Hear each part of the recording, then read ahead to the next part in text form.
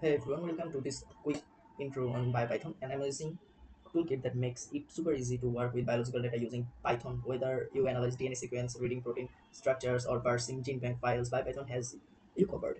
So Biopython is basically a package in Python which allow us to easily manipulate or easily calculate many things in about biological data. To understand Biopython more easily or more clearly, we have to gain some basic knowledge about DNA structure and protein sequence. So here is basically this is a double helix of DNA structure, and DNA is basically a unit of nucleotide. We all know that. So in a nucleotide there is basically uh, sugar, pentose sugar, and nitrogenous base and inorganic phosphate. So in the nitrogenous base there is basically four types of nitrogenous base. One is thymine, then adenine, then cytosine, then guanine. We declare this by capital letter T. Capital letter T basically represent the thymine. Capital letter A basically represent adenine. Capital letter C basically represent cytosine, and capital letter G is basically represent guanine. So here uh, we notice that thymine is basically binds with adenine, and guanine always binds with cytosine. But if you compare these two binding or two bond, what we will say or what we can say that this guanine and cytosine bond is more stable or more, we say that more powerful than the thymine or and adenine bond, because of the thymine or adenine interaction, because guanine and cytosine interaction here there is basically three hydrogen bonds in between guanine and cytosine interaction. So one, two, three, there is three hydrogen bond, and in the thymine and adenine there is basically two hydrogen bond. So to calculate or to say about a DNA helix or about a DNA fragment, that which DNA fragment is more stable or more strongly bind with each other, we have to calculate, we basically calculate here GC content, because we uh, say the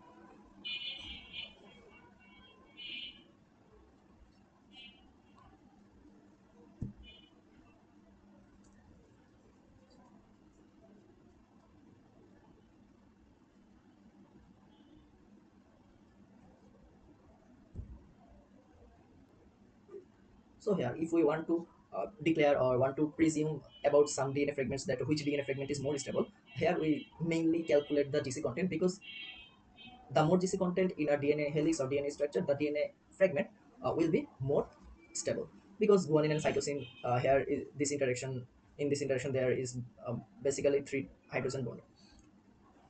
So here another thing we should know that the letter A indicates the amino acid alanine, and the letter R indicates the amino acid arginine, and others. These letters just Google it and you will find these many. Suppose letter T, which indicate the threonine. We have to know this for, or we should have this knowledge to understand the Python more effectively. Now to understand Python, we must have the knowledge of Python. So first we will see some basic things of Python, then we will go to the Python. So first we can install Python easily. There are a lots of video about how to install Python and how to use it in YouTube. You can see that, or I can show you just a small, that in go to Google and then search Python install, then go to this link, download Python, then here download Python 3.1, 3.2. You just click this and Python will install. And to edit the code or edit the Python code or any other code, you can use VS Code. VS Code is basically a light code editor which is created by Microsoft, and this is basically Visual Studio Code. You can install this. I have already installed VS Code. Another basic thing we should know about that, in the DNA is basically a double helix. We know that, or double stranded DNA. In the double stranded DNA, one strand is 5' to 3', and this complementary strand, and this is the complementary strand of this strand, and the complementary strand should always the reverse of the other strand. Suppose this strand is 5' to 3', and the complementary strand should 3' to 5'. We should remember this thing, and we should have the basic knowledge about central dogma of biology. In the central dogma of biology, there is this basically told that this is a double-stranded DNA, and in the transcription process, we know that we what we get in the transcription process, we get RNA from the DNA, and In the translation process, what we get RNA, mainly mRNA, mRNA to amino acid or mRNA to protein. So in the translation process, we ultimately got protein, and in the transcription process, we ultimately got RNA from the DNA. So these are the basic things we should remember, and I think you guys know this early.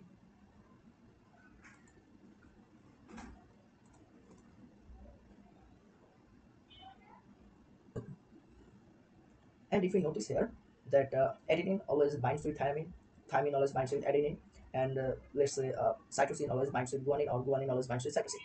And in the RNA strand, there is four types of nucleotide. One is adenine, other is uracil, and other is cytosine and guanine. And in the DNA, there is four types of nucleotide: adenine, thymine, guanine, cytosine. So in the RNA strand, there is basically uracil. There is basically uracil is present instead of thymine. We should also remember this thing. Now I am in the Visual Studio Code. In the Visual Studio Code, you should to run a Python program, you should first go to extension and then search Python. Uh, Here you have to install this. Here I have already installed this. That's why there is no install option here. So you have to first install this and to by go to extension to run a Python program. And you should also know this, that to run a Python code, we should or we have to make a Python file. To make a Python file, we just name anything. Suppose there is I made three types of Python file. One is pasta and basic, gdgh, just random name. But in this three file, there is one thing common: .py, .py, .py. So in this extension, we have to must write .py after the name. So when we do this, then we basically here there basically a Python sign directly appear. Then we can run our code. So now let's write our first Python program. So there is the most common function is print function. After the print function, we have to give, or we have to write the bracket, first bracket basically. So to write the first bracket, we have to click shift and the first bracket. Then the first bracket and second bracket both will appear together. And in this bracket, we have whatever we write, the result will appear.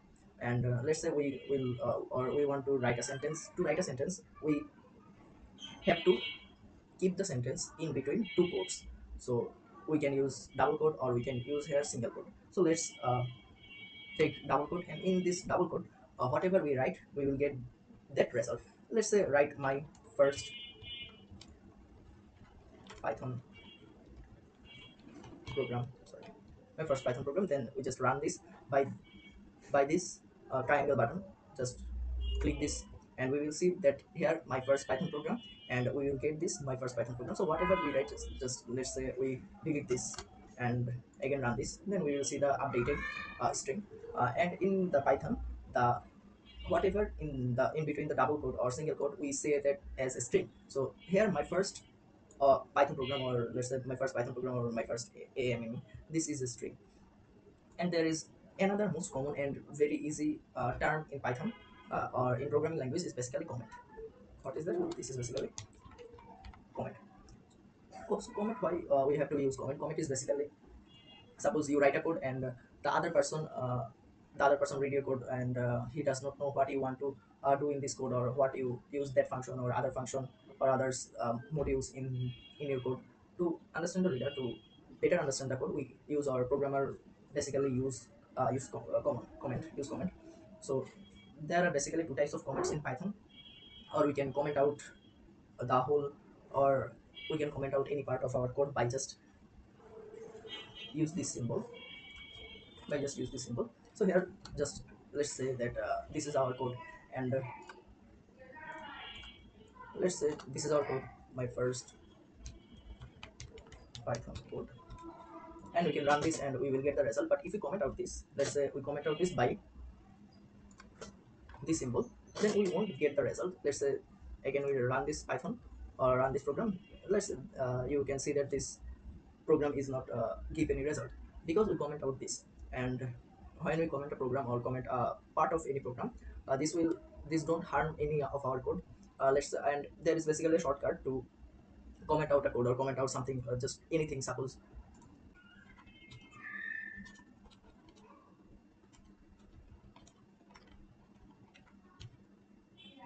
let's say this text, and this text will obviously get an error or show an error. And here in VS Code, it is showing by this red underline. So let's run this Python program. So here we see that this Python program is showing an error. So if we comment out this, let's say, and there is also a shortcut to comment out a part of the code, just control and then forward slash. So this thing will be comment out, and now if we run this code, this will show no error.